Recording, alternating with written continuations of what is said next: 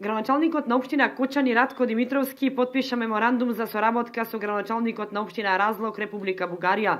Соработката помеѓу овие две општини трае повеќе години, но со потпишувањето на овој меморандум таа се интензивира во рамки на реализирање проекти од програмата за прекогранична соработка, како и заеднички настап пред фондовите на Европската Унија.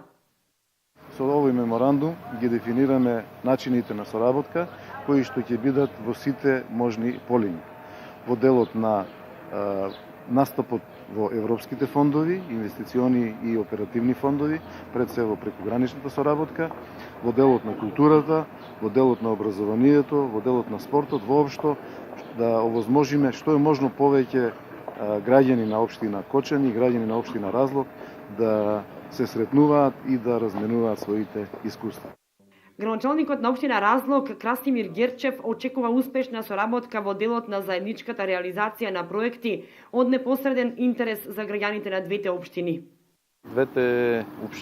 Двете општини може да се потрудат за да се направи се што е можно да ги реализираме сите проекти што ги имаме планирано, а се ова го правиме за подобрување на животниот стандард на жителите од двете општини.